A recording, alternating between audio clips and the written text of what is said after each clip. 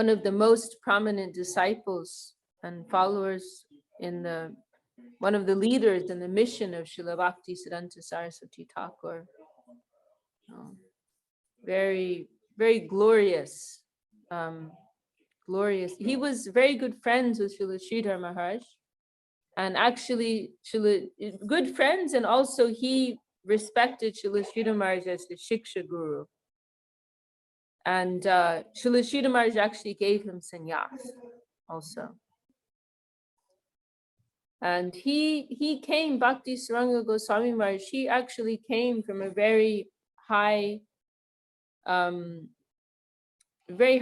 family line. They're actually they're described as Nityananda Vamsha, means like in the in Vaishnava, from Vaishnava consideration, it's not very important, but from societal consideration, it means like in the bloodline of Nityananda. And so like in the general society, he Brahmin, Nityananda Vamsha. And so he was, very highly positioned in society, very highly respected. And because of that, he rendered much help. He was positioned to be able to give a lot of support to the preaching of the Gaudiya Math. Actually, Srila Saraswati Thakur himself, he came in a lower caste. He appeared in the Kayasta class, which sometimes it seems like in different parts of India it's considered differently, but in some parts it's considered like a Shudra, other parts more like Kshatriya. So, anyhow, some persons had some hesitation because of that, but Bhaktisrang Goswami, he came from this very prominent family line. And so he, there were different occasions when he was able to help the Gaudiya Math in some difficult situation because of his social position. And he's the one who, when Srila Sridhar Maharaj, when Saraswati Thakur requested Srila Sridhar Maharaj to go to the West, to London, Srila Sridhar Maharaj declined, right? But Srila Sridhar Maharaj recommended Bhaktisrang Goswami Marge. He was a very powerful preacher, very powerful preacher, very bold and very powerful preacher.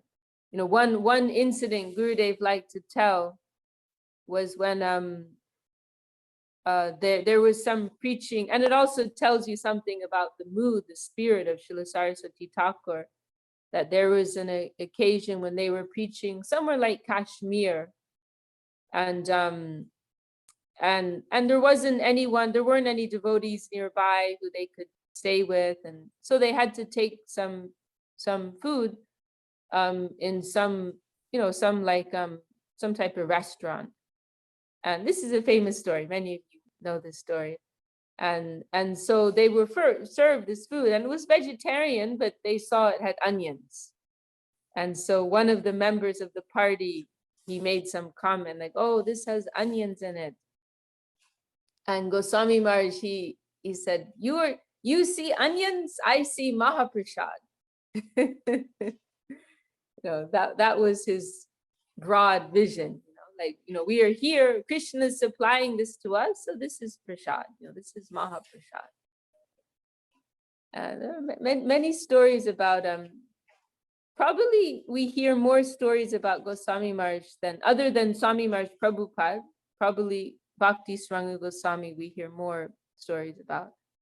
There was also, I was telling this to, Chintamani's not here today, huh? I was telling her this story the other day. One incident, there was some type of court case involving the Gaudiya Math, and Gosami Marge, he was handling it. probably because, he was highly educated. He had this social position. So he was dealing with this court case. They're in this public courtroom, and there was some, some type of back and forth going on in the courtroom. And then at a certain point, Bhaktisrang Goswami, he announced very boldly, he said, we are not within the jurisdiction of the judge. We are in Krishna's jurisdiction. And then he said, I pass urine on the nose of the judge.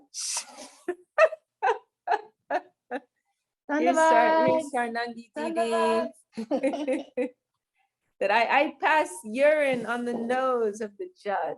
That was what he said. So he had, and he actually won that court case. So everyone was just so impressed, by his presence and his potency. So he actually won that court case. Like that. So that was his style, very confident, very bold. And one comment Gurudev made about him really impressed me. He said how he commented that Gosami Marge, like, he had this reputation for being very active, like another comment some of you may have heard that was Gosami Marge's was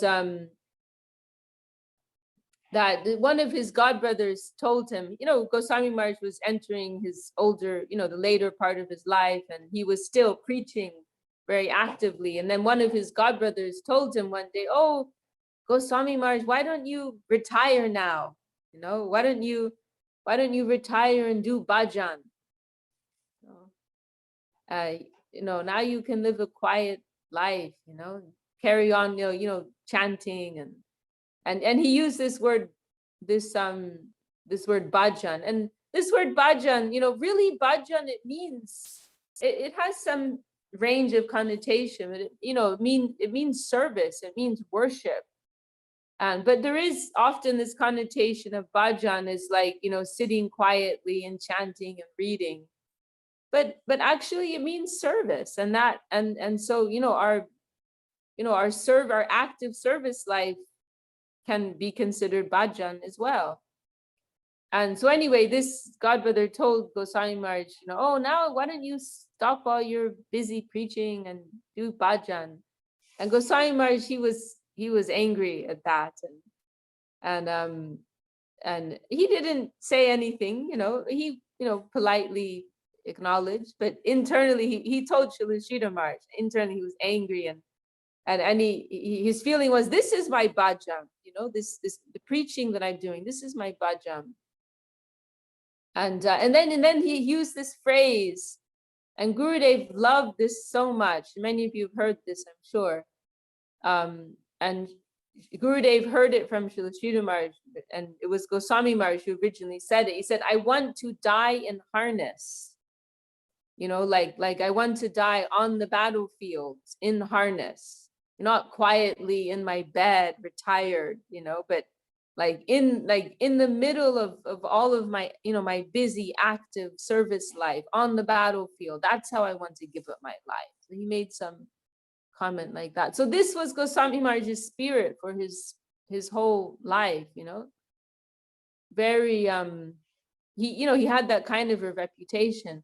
But interestingly, this very interesting point that Gurudev made, that Gurudev said in the final period of his life, Gosami Marge, he withdrew, and he oh, Chintamani's here now. Chintamani, I was telling them the story about Bhaktisrang Goswami Marge in the courtroom. I told you the other day, he told the judge, I pass urine on the note. Today is his appearance day, Bhaktisrang Goswami Marge. So we're remembering him. So, but this interesting point Gurudev made, that in the last part of his life, maybe like the last 6 months or something, he withdrew and he entered into this deep, like meditative state. And so Gurudev made this really interesting point, how like the way that Gosami Marge was serving, like with this very active and bold spirit, it wasn't like it was because like necessarily that's his personality and that's how he likes to be, but like that was an expression of service, you know.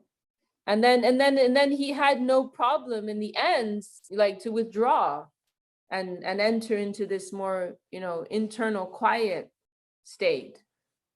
You know, it wasn't, you know, like everything he did, like he was acting according to service necessity. Gurudev was making a point along those lines, you know, because sometimes we think like that, right? You know, that, and this is normally how we, you know, how service is organized in the context of a spiritual mission.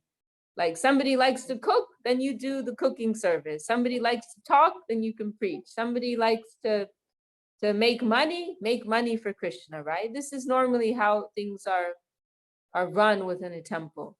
But it's like next level, higher level, more mature, higher mood of service is that you're ready to do whatever is necessary, you know, whatever service is required. You know, if there's a need to be bold and confident, you'll be bold and confident. There's a need to be retiring and quiet, then you'll be retiring and quiet. Like you're ready to play every station, you know, an all-rounder, Gurudev, as Gurudev liked to say, an all-rounder cricket term. So it's at that point Gurudev made about Bhaktisrang Goswami, it really really stuck with me. You know, like he's on this high level of surrender. Everything he did was an expression of surrender.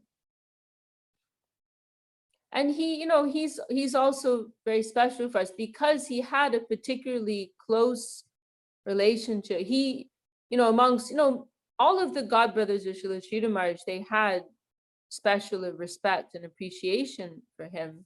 But there were a few who were particularly close, and they went so far as to give assistance to Srila Marge. You know, like when the Mat was in trouble, you know, there was that one unhappy occasion when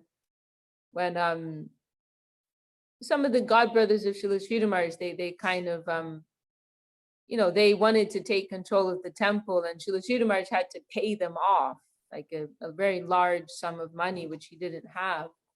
And so some of the god brothers of Srila Marge, they got together, and like some of them loaned money, and some of them they actually went out and collected money. And Gosami Marge was one of those. He went out with Gurudev and others and collected money from the villages, you know, to support Srila. It's like that's how much love Gosami Marge had for Srila Marge. And Janardhan Marge was mentioning yesterday this famous occasion, you know, how every year Gosami Marge, he had a temple in Calcutta and he had a temple in Navadvip. His temple in Mayapur, we actually go there. We go there the very first or the second stop on the first day of Parikrama, Navadvip Dham Parikrama. It's also Nandanacharya Bhavan. It's where Nityananda and Mahaprabhu first met in their Leela. He established, and it was actually by the desire of Srila Marge that he established his temple there. So he had that temple. He also had a mat in Calcutta. And so every year he would hold his Vyasa Puja there, this mat in Calcutta. And he would invite Srila Marge as the guest of honor. And everything, all of the pranami, all of the gifts, everything he received from his disciples on that day of his appearance, he would give to Srila Marge. And then as Marge was telling yesterday, then one year Srila Marge, due to health reasons, he said he couldn't go. And so he sent that message, he wouldn't be able to go. And Gosami Marge, he announced, and he commented that every year Sridhar Marge is coming here and blessing me with another year of life. But this year he cannot come, so I think this will be my last year in this world. And it happened like that. He left that year after that. This was their relationship. And another point about Gosami Marge Gurudev told was, and it shows this like reciprocal mood of respect and affection that Srila Sridhar Marge and Gosami Marge had. This other incident Gurudev told was that in our mats, the day after Gur Purnima, there would be this special meeting called the Vishwa vaisnavraja Sabha.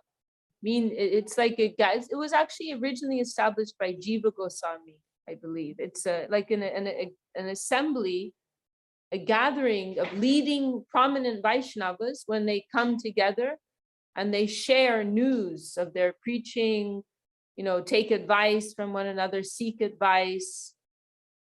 And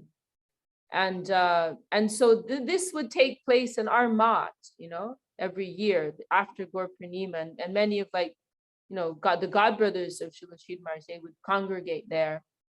And Srila Sridhar Marge, he would always give the president's chair to Gosami Maharaj. Which it shows this beautiful exchange that they had. And so Srila Sridhar Marge would give the president's chair to Gosami Marge. And so then there was this one year, Gosami Marge made this wonderful comment, and he used this phrase, Simhavalokam, means the glance of a lion, Simha's lion, the glance of a lion. And he said that, like himself, Gosami Marge and others, Madhav Marge and who else, many others, they were all like these prominent preachers. Our mat was actually always kind of like the poor mat, the smaller mat. But these God brothers, many of these God brothers, Srila Sridhar Marge, they had multiple ashram mats throughout India, and they were much wealthier in their missions. So Gosami Marge, he used this analogy, like all of these God brothers, they're like these lion preachers, like going out boldly into the field and spreading the message of Mahaprabhu and recruiting people. So he said, we are all like these, and so lions, they have this trait. It's that a lion is like bold and confident, powerful. But it's said that every now and again, when the lion is striding across the plains, it will turn to look behind, like to assess, to survey the land, to survey the territory. How far have I come? Am I going in the right direction? Am I on track? This is a characteristic of the lion, the mighty lion. And so Goswami Marge made this wonderful analogy, we are all these lion-like creatures going out boldly into the field. But every now and again, we're looking to Sridhar Maharaj and seeing, how does he feel about our activity? Is he happy with us? Is he pleased with us? That was his comment. So, and another thing I heard about Gosami Marge is that on one occasion in Vrindavan, it was the day of Srila Sridhar Marge's appearance, and so a group of devotees headed by this Gosami Marge, they led a Vyasa Puja celebration. And Gosami Marge personally, these large lamps with 108 wicks, these big, we'll only use them on major days in our temples. So on this occasion of Srila Sridhar Marge's Vyasa Puja, Gosami Marge personally offered this lamp, to Srila Sridhar Marge. And if you consider, yesterday, Janardhan Marge referred to Gosami Marge as the leading member of the Gaudiya, as the senior most from one consideration, Gosami Marge can be considered the most senior disciple of Srila Saraswati Thakur. And, so that, that kind of a Vaishnava, he's senior to Srila Sridhar Marge, but he offering that kind of respect to Srila Sridhar Marge. So it is an extraordinary thing. And that tells us about the quality of Gosami Marge, and also gives an indication as to who is Srila Sridhar Marge also. So that is Gosami Marge. Very, very great, great exalted Vaishnava. I should have prepared, Srila Sridhar Marge actually wrote a pranam mantra. I should have, or maybe it was Gurudev. I can't remember. But we have a pranam, and actually, it would be nice to read that. Srila Sridhar Marge actually wrote an article about Gosami Maharaj. Let me see if I can find it quickly, because it would be nice to. Actually, it must be linked on our website here. Yeah, I'm remembering now. Srila Sridhar Marge actually wrote a beautiful article. Let me see here. Where is it? Where is it? Here it is. Oh no, actually this is written by Srila Saraswati Thakur. Wow. So this is an article written by Srila Saraswati Thakur. Wow, amazing. This is published in 1929, the Nadia Prakash. Wow. I mean, what is that? What is that? The Guru, he's writing personally. I'll just read a few excerpts from here. Sri Bhakti Saranga Prabhu is the brightest jewel in the lineage of Sri Nityananda Prabhu. His detachment is the full manifestation of the path preached by Sri Nityananda. Okay, so I would just like to add something to that. This is this is a really interesting point. So I mentioned, right, that Gosami Marge, he appeared in the bloodline of Nityananda Prabhu, right? And so normally, like, we don't give attention to bloodline, right? Because we're not interested in bloodline. And there are some prominent examples, right? Prahlad. Oh, Chintamani is asking for a link. Yeah, let me give a link. Good idea.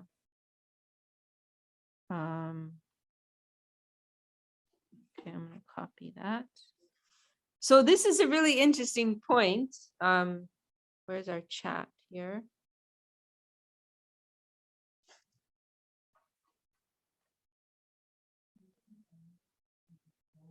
Okay, and there's also, I'm also going to share Gurudev's article.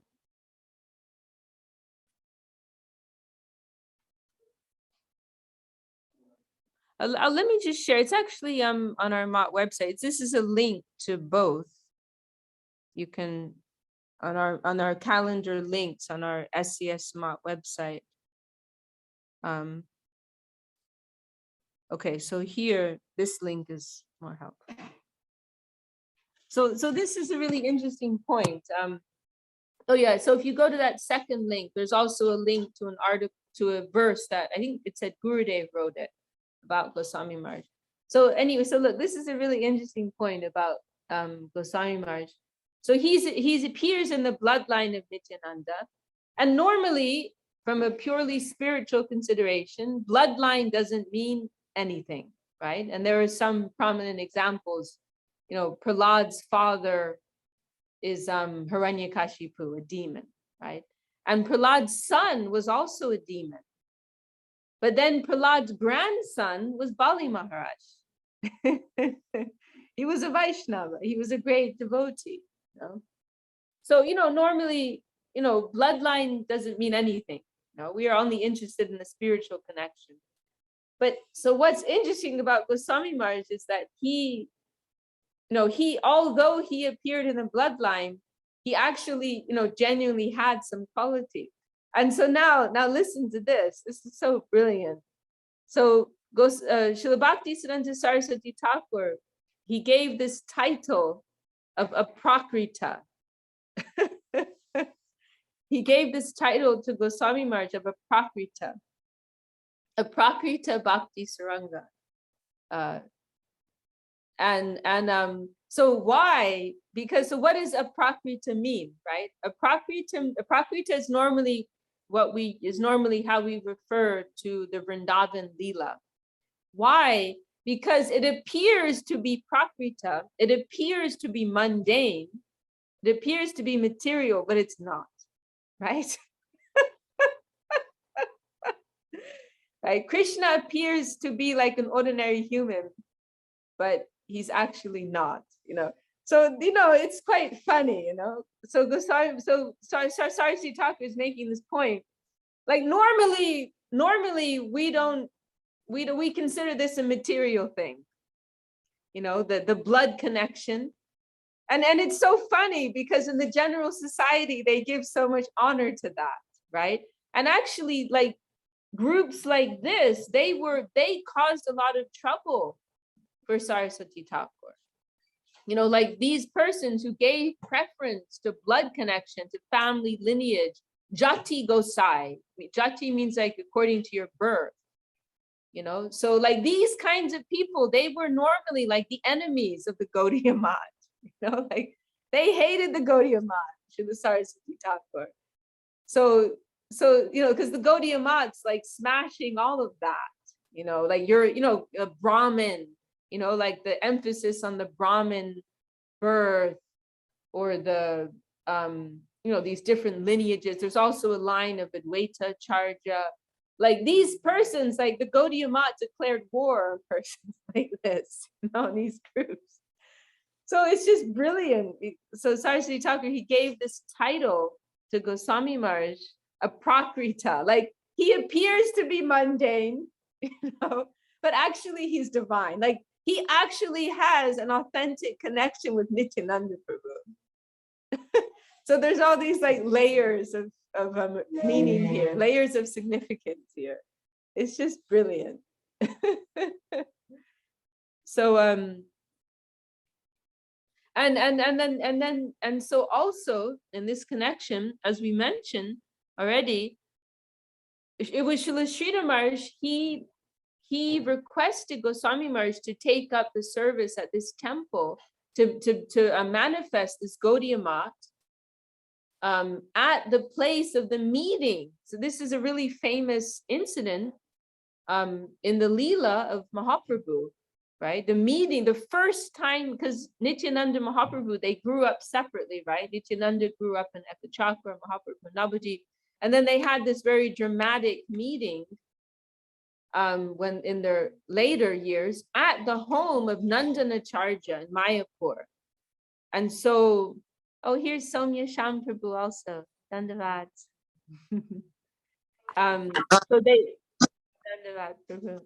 So they had this very dramatic meeting. This must have been like early Mahaprabhu's early 20s, like that. And it was at the home of Nandanacharya, right? Many of you know that pastime. Mahaprabhu, he hid there. He hid there. No, sorry, Nityananda hid there. Nityananda hid because he wanted to test Mahaprabhu, like if he could find him. And so finally Mahaprabhu did find him, and they had this very dramatic, ecstatic meeting on the front, on the veranda, the front, the front entrance area of his home. So it's the first meeting place of Mahaprabhu and Nityananda Prabhu in Gaura Leela. It's a very special place. And so Srila Sridhar Maharaj, he made a comment, our Guru Maharaj, Prabhupada Saraswati Thakur, appreciated how Bhaktisrang Goswami had this special affinity, special connection with Nityananda Prabhu. And so like in honor of that, Srila Sridhar Maharaj felt like he should have a temple here. And so now there is, and so like because of the push And Srila Sridhar Maharaj had to push a little bit. Goswami Marge was a little resistant initially.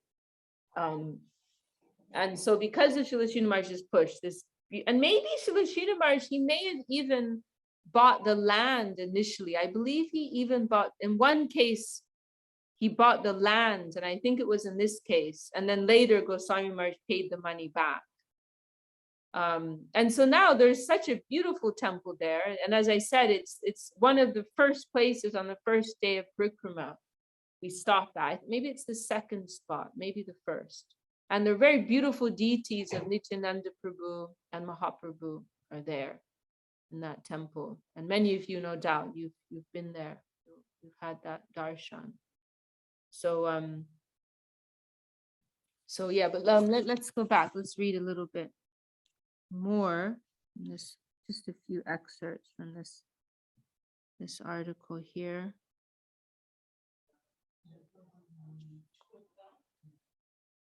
So he's the brightest jewel in the lineage of Nityananda Prabhu. His detachment is a full manifestation of the path preached by Sri Nityananda. Although he adheres to the scripturally ordained duties of a householder, he is a genuine Goswami. So at the time of the Gaudiya Math, he was in white cloth. And then later, as I said, he took sannyas from Srila Sridhar Maharaj.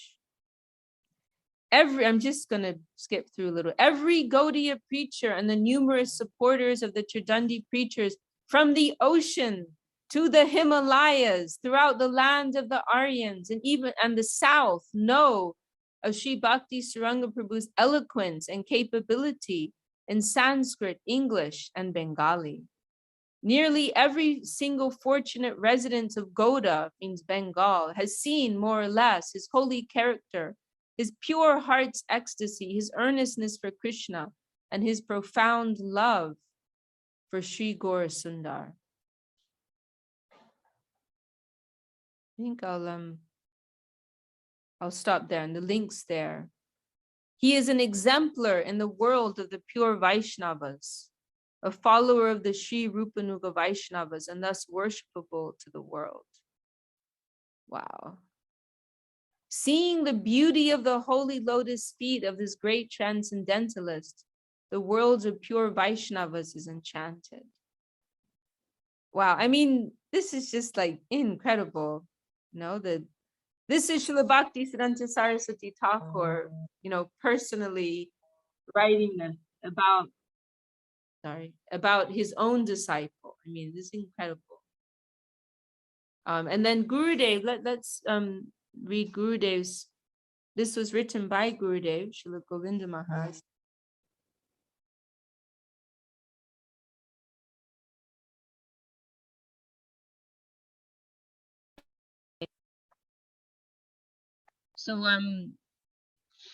So this is the Gurudev's verse.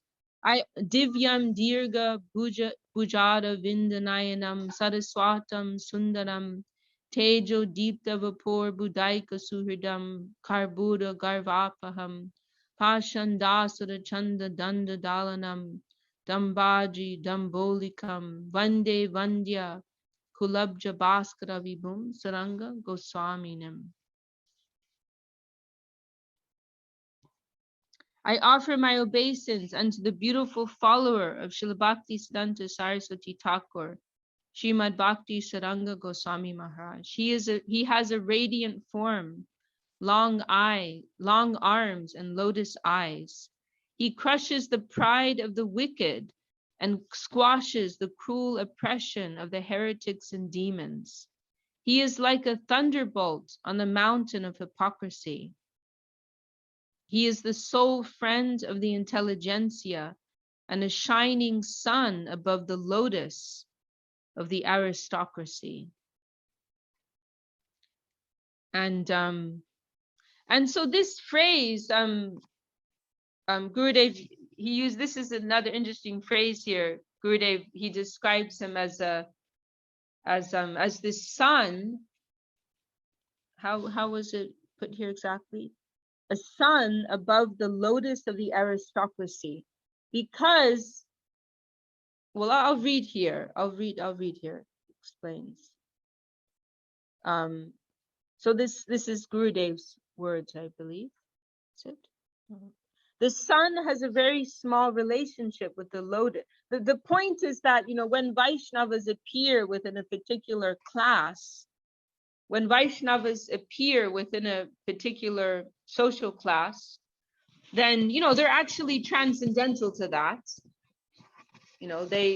They're not confined, by their birth or social circumstances, but there's still some relationship, so, they're actually like enlightening, they're blessing that class, so like the sun, like your lotus, the analogies there of the sun and the lotus.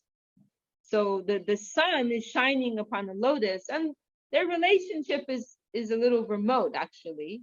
They're situated in vastly different spheres, but there's some relationship there, and the sun is giving some light and brightness to that lotus. So in the same way, when a Vaishnava appears in a particular social class, they're not directly connected, related with that, but some relationship, some touch, and they're giving illumination, they're blessing that class. So like that analogy is given. So anyway, such an exalted Vaishnava, Bhaktisrang Goswami Marge. There's still more stories about, we heard so many stories about Gosami Marge. One other story I'll tell, and it was some of you've heard that incident when there was this very foolish and proud Brajabasi Brahmin, Babaji in Vrindavan, who was living like a Babaji in Vrindavan. And they made this arrogant, it's a famous story, he made this arrogant comment about Raghunath Das Goswami, because Raghunath Goswami, in one of his prayers, he's asking for the blessings of the Vaishnavas, of the residents of Vrindavan, of the Brahmins, in this very humble mood. And so this Babaji in Vrindavan, he made this comment, oh, we are Brahmins and we are also residents of Vrindavan, we can bless Raghunath Das Goswami. Very foolish comment. And Saraswati Thakur, he became very upset about that, and he started fasting. And then the whole group of Saraswati Thakur, they all started fasting. And so then, so this story many of you know, but what not so many know is that Gosami Marge was the one who went and negotiated and, helped that man to understand how foolish he'd been. And why? Because Gosami Marge, like socially speaking, Gosami Marge was like practically as high as you can go, high Brahmin birth, aristocratic, and in the line of Nityananda Prabhu, so for someone like this foolish Brahmin, Gosami Marge is like, the cream of the cream. And so Gosami Marge, so Gosami Marge came, so the fact that Gosami Marge is the one who came and, tried to set him straight, he had to respect that. He could not but pay close attention to whatever Gosami Marge had to say. So Gosami Marge was the one, maybe sent by Saraswati Thakur, who went and tried to put some sense into him. So so there are many things like that he was especially helpful in dealing with because of his social position. Okay, well, actually I was planning to say more about Saraswati Thakur today, but instead we we got good Gurudevs, he made a comment how he comparing nice prasadam, comparing harikatha to nice prasadam, and how, like on a festival day, like yesterday, there's so much nice prasadam, right? And you get excited, right? There's pakoras and samosas and puris and sabji and sweet rice and paneer and chutney and et cetera, right? There's so many wonderful preparations and it's on your plate, tantalizing you. It's exciting and joyful, right? So Gurudev said our experience, we should have that kind of appreciation for Hari Katha, But anyway, I'm not saying I have that appreciation, but I'm just saying sometimes like there's so many options. could say so much about Saraswati Thakur. We can talk about Bhaktisrang Goswami. There's infinite, as when we were in Texas a few days ago, Dina Tahara Prabhu, he made a very funny comment. We were discussing some type of preaching medium, and he said, well, we've got content. Like some people, like in marketing or something, they're making a brand or a business, and maybe they have to worry about, like, we need, there's the marketing, but there's also the content, but we've got content. We don't have to worry about that. Maybe the marketing is not always so good. Maybe we can work on our marketing, but we've got content, we've got substance. There's no lack, there's infinite, and Saraswati Thakur, right? Saraswati Thakur had several publications, and he had a monthly publication, he had a weekly publication, and then at one point he started a daily publication, the Nadia Prakash, and a daily publication, and so at the time when he was conceiving that, he mentions the idea, then somebody had expressed some doubt, like how much is there to say? Like you can make a new publication every day. Like how much is there to say, about Krishna consciousness, about Gaudiya Vaishnavism? And you can imagine that didn't go down so well. Saraswati Thakur, and he said, I've heard that in America, there are not only daily newspapers, but there are newspapers being printed every hour, And he said, in the material world, there's so much news, but we're talking about the news of Vaikuntha. But one of the meanings of Vaikuntha is unlimited, without limits. So we're like connecting with the infinite world, the unlimited world. One drop of that news, it can flood this world. Ek bindu jagat dubai. That's the nature of that substance. It is so vast and so infinite. There's no lack. It's always fresh. It's always fresh. It's always new. This was the scope of Srila Saraswati Thakur's vision. And we were also remembering recently another wonderful comment. I mean, like, this is one of the things about Saraswati Thakur that's so wonderful and astonishing. He had this vast vision, broad scope of vision. And another comment of his, along in this type of mood, we were remembering recently, in Navadvip, there was one piece of land that was purchased, and it was sitting for some time. It wasn't being used.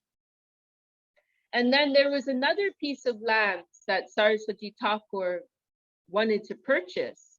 And so he instructed, one of his disciples who was managing to purchase that land. However, they didn't have enough money at the time to buy that land. So that disciple, without consulting with Saraswati Thakur, what he did is he sold that other piece of land, because he thought, it's been sitting here for some time. We're not using it. We need the money. So he sold it, and he used that money to buy this other piece of land. And Saraswati Thakur found out about that, and he was very upset. And he said, said, there's no, like, money is not an issue. He said, I needed that piece of land for another service. Why did you sell that? I needed that. And then he said, money is not a problem. And he said, if necessary, he said, I can take one brick from Vaikuntha. The spiritual world is constructed of Chintamani, right? Chintamani, conscious touchstone. So, infinite wealth can come from one drop of that. So Saraswati Thakur said, if necessary, I can take one brick from Vaikuntha and I can sell that. He said, I will sell that Vaikuntha brick. I will sell that in this world, and we'll get unlimited wealth from that. And with that wealth, we can buy whatever we want. This was the scope of the preaching mission, of the vision, the divine vision of Srila Bhakti Siddhanta Saraswati Thakur.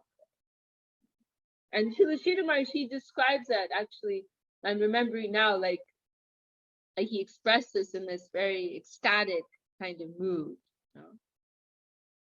And another expression that's coming to mind too, also showing this vision of wide, broad vision of Saraswati Thakur. It was he was discussing the preaching in the West. He was discussing the preaching in the West, and he was saying how he talked about this idea of running a student hostel, like running like accommodation for students, and as a means of getting connected with the students, and you're providing accommodation, and then you also get some chance to preach to them. And Saraswati Thakur mentioned at one time, if necessary, we can serve meat there. These students have their own lifestyle, their own style culture. They're eating a certain way. Then we were ready to provide that for them. And so he said, if necessary, we can serve meat there. And Srila Marge, he was there that time. And Srila Marge, he's known for having this Brahminical nature. And he was also concerned about what the public would think, that the Hindu public, they would criticize the Gaudiya Math.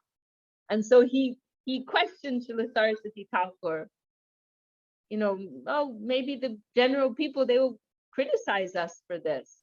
It will bring a bad name to our mission. And Saraswati Thakur responded, I considered this point 10,000 lifetimes ago. I considered this point 10,000 lifetimes ago. No, this was the spirit of Srila Bhakti Siddhanta Saraswati Thakur. And then he also used this expression, Vaikuntha Vritti. Vaikuntha, again, meaning like unlimited. And so Vaikuntha Vritti means something like, our activity must be like Vaikuntha, must be very broad, without limitation, And there were so many layers to Srila Saraswati Thakur. He had this aspect of this powerful, bold, strong, preacher. There was one talk he gave. I think it was what's the word? It was in I can't remember the name for it. Some type of like big park or something. And he made this statement, like, I will challenge everyone here. I challenge anyone to come and say that they know more than my gurus. I will defeat anyone, on the teachings with the teachings of my gurus. With the teachings of Mahaprabhu, I'm ready to defeat anyone. I challenge you. Anyone, you stand up. I will defeat you. Srila Marge, he compared Saraswati Thakur to Mike Tyson. No, he was the boxer, right? Famous boxer. Because Mike Tyson, he made some statement, I am the greatest. You know? And so he said that was Saraswati Thakur's, is it Mike Tyson? Anyway, one of these like big famous fighters. He made this statement, I am the greatest. So Srila Marge said that was Saraswati Thakur's spirit, like, but not about himself, but my gurus, you know. My gurus are the best. My gurus are the greatest. My gurus are number one. There was this other time, actually, Srila Charja Marsh, he liked to tell this story. A few times I heard him tell this story, how Saraswati Thakur, he was invited to, it was some type of like event that was going on. It was some type of like pseudo religious event going on for some days.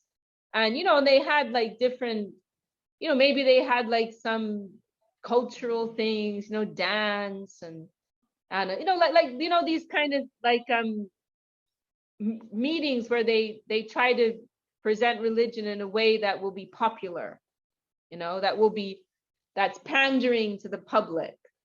You know, like maybe there is some dance or maybe some talks on some general religious subjects or something like that. And Saraswati Thakur was invited there, but in the he didn't get a chance to speak, or maybe he was only given like a minute to speak or something. Like, I think he wasn't given any time to speak, and he was like waiting there, but he would not eat.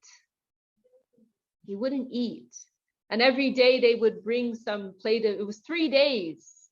Every day they'd bring some nice, very nice, you know, I imagine it was very opulent prasad. He took the tulasi leaf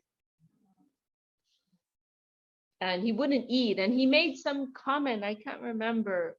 Acharya Marge always used to tell, maybe someone here remember. There was some comment like, I don't want to waste your rice or something like that, you know, like I'm not just going to sit here and take this energy without any service. Like, you're not giving me any service.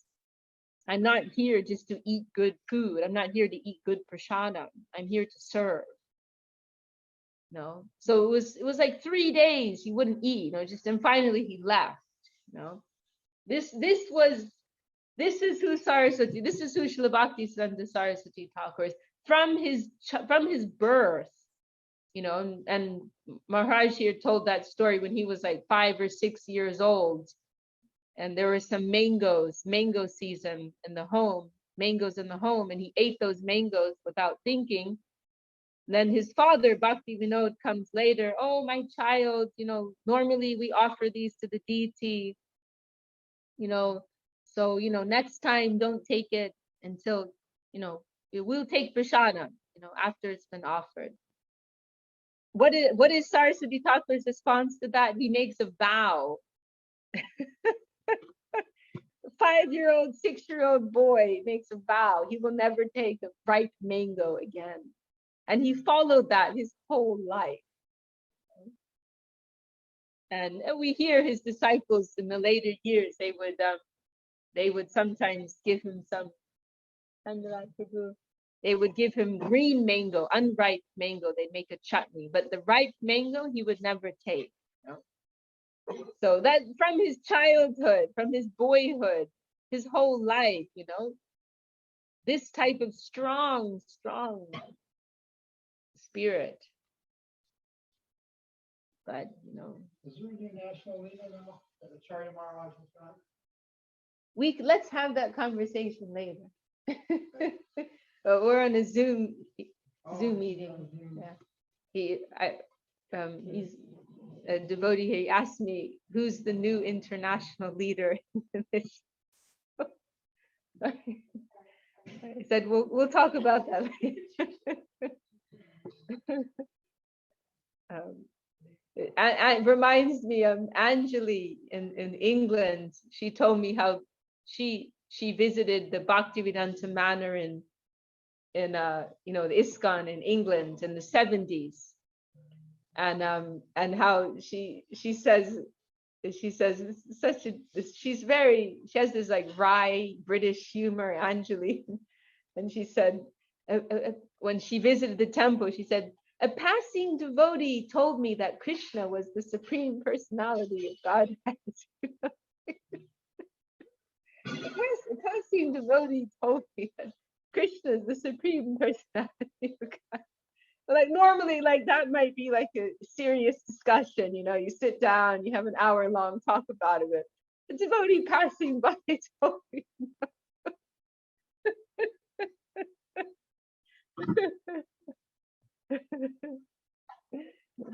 Okay. Well, I think I've been going on and on here. Let's see, we have some new friends have joined, more friends have joined. Bhakti Kori's with us, and Krishna Mohini, Didi, Dana, Jayadev. Wonderful to be here with all of you. Joyful time. Dandavat, Didi, Dandavat. Dandavat, Vishakha, Dandavat to all the devotees. Dandavat. Does anyone want to add anything or has a burning question? Or I think we're just about the end of our time here. Maybe our hostess, Govindandini, anything you want to add? Just thank you very much for this wonderful discourse, wonderful talk. Thank you. Fully in our hearts. But Bhagavan Prabhu, I would love to hear something from you. You want to share anything about Srila Saraswati Thakur?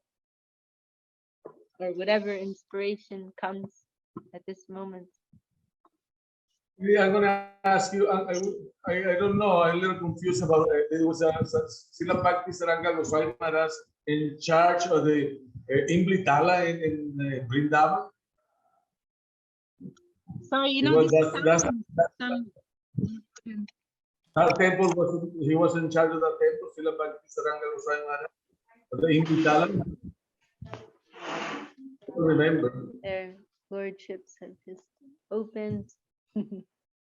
I'm sorry, Prabhu, the sound went very low and I've just put my headphones in. I couldn't hear you. You were at.